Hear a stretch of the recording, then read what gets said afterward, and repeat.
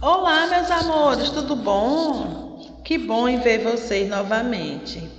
Antes da tia começar a nossa aula, a tia tem 3 dicas de estudo para vocês, tá certo? Primeira dica: vocês vão procurar um lugar bem calmo, bem ventilado, bem arejado e iluminado para que vocês possam fixar, se concentrar na aula de hoje, certo? E junto com vocês levem seu lápis, borracha, apontador, todo o material didático que você for precisar para essa aula. E junto com vocês, leve o livro de vocês da aula que vai ser ministrada hoje, que nosso livro hoje vai ser de história. Então acompanhe aí com vocês. A aula de hoje nós vamos falar sobre capitanias hereditárias. Vocês pegam o livro de vocês na página 132, abram aí e acompanhem a aula com a tia. As capitanias hereditárias surgiram por ordem do rei Portugal Dom João III, no ano de 1534, sendo a primeira divisão territorial e administrativa implantada pelos portugueses na América Portuguesa. Basicamente, o território da América Portuguesa foi dividido em 15 grandes faixas de terras, que tiveram administração entregue a interessados. O que é que eles faziam? Ele pegou uma terra, ele dividiu em 15 partes e entregou essas terras para pessoas administrar, cuidar dessas terras.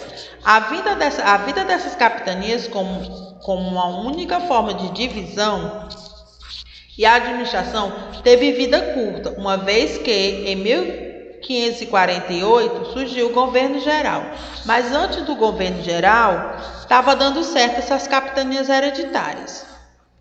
As capitanias hereditárias e seu contexto histórico. Os portugueses chegaram aqui ao Brasil em 22 de abril de 1500, durante uma expedição liderada por Pedro Álvares Cabral.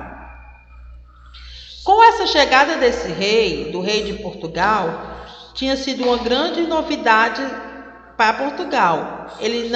Aqui as terras de português não atraía tanta atenção dos portugueses naquele momento, uma vez que o comércio com a comadre representava uma possibilidade de maiores lucros. Até então eles não conheciam a madeira para o Brasil, certo? Que foi das primeiras riquezas que aqui tiveram. Então eles chegaram aqui, eles não tinham interesse, porque aqui eles não viam nada que lucrasse para eles. Durante o período, os primeiros 30 anos da colonização portuguesa, o Brasil, a única grande atividade econômica que era desenvolvida aqui no Brasil era a exploração do pau-brasil. No princípio, os portugueses estavam bastante confiantes na posse da nova terra por conta do Tratado de Tordesilhas, assinado em 1494 por Alexandre VI. Esse acordo, o que era o Tratado de Tordesilhas? Era um acordo que estabelecia a divisão das terras do novo continente entre Portugal e Espanha. Então, o Tratado de Tordesilhas foi um acordo que foi feito entre a Espanha e Portugal em dividir as terras. Apesar de dar uma certa segurança aos portugueses, esse tratado não garantia às outras nações. A saída encontrada por Portugal foi bem simples. Em vez de coroar e financiar todo o processo de colonização do Brasil, ele resolveu dar um ônus para terceiros.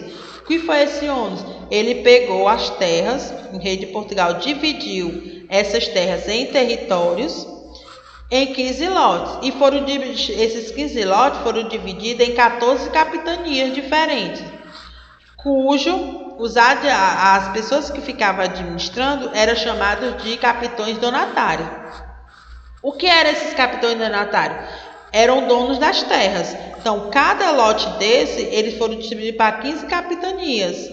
E essas capitanias, elas tinham donatários, que eles recebiam essas terras, eles tinham que plantar, eles tinham que investir nessas terras, certo? E boa parte do lucro eles mandavam para o rei de Portugal. O mapa da capitania hereditária, que era esse aqui, foi o mapa antigamente, como foi feita a primeira partilha. A representação da organização e a distribuição desses lotes que compõem essas capitanias hereditárias são pautadas pelos historiadores em mapas clássicos, alguns produzidos durante o século XVI. Um dos mapas mais conhecidos foi produzido pelo cartógrafo português Luís Teixeira. Essa visão clássica foi recentemente alterada em virtude dos novos estudos conduzidos pelo professor universitário Jorge Pimentel Sintra. Esse pesquisador concluiu que a distribuição das capitanias no mapa da América Portuguesa era completamente distinta do que eles acreditavam. Aí é o mapa que foi feito agora por esse historiador. E as capitanias hereditárias, elas foram divididas em lotes.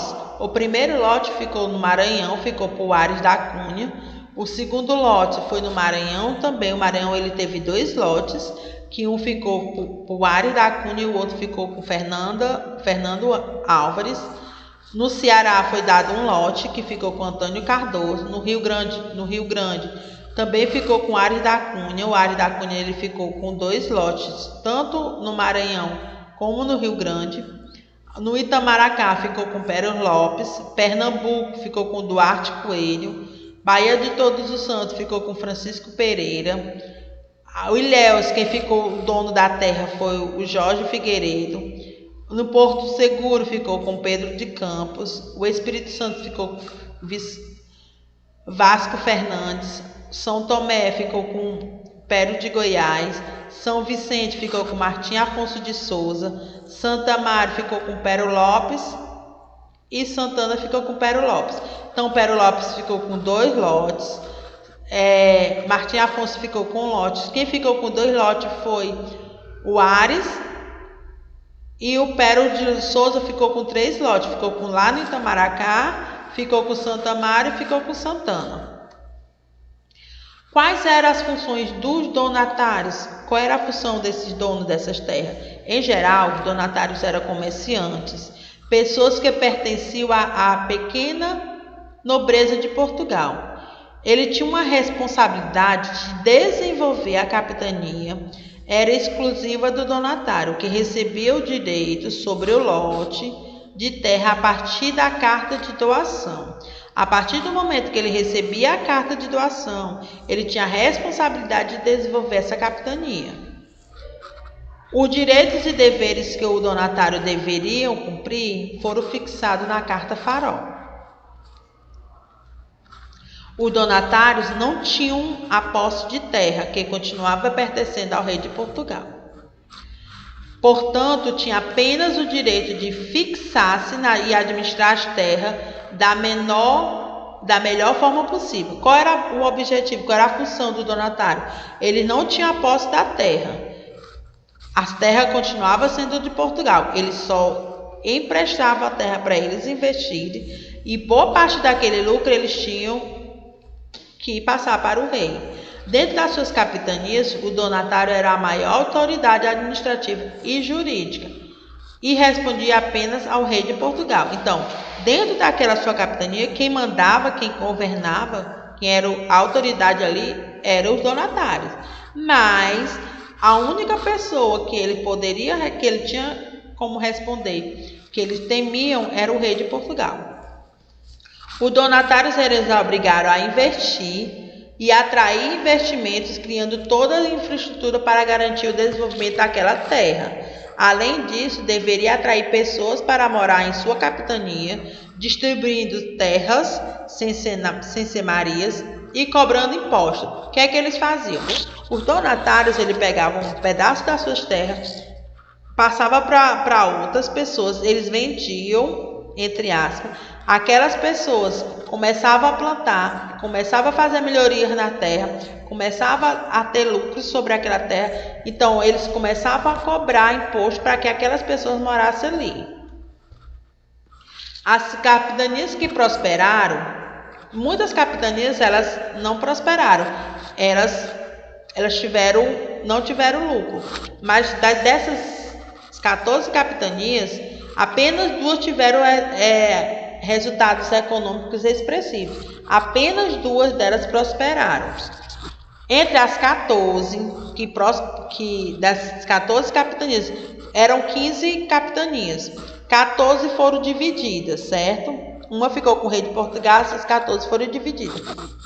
Dessas 14, só 2 tiveram êxito econômico, só 2 tiveram lucros sobre elas, que foi a de Pernambuco, que prosperou por conta da produção do açúcar nos engenhos, e a de São Vicente, que prosperou em virtude da comercialização de índios como escravos.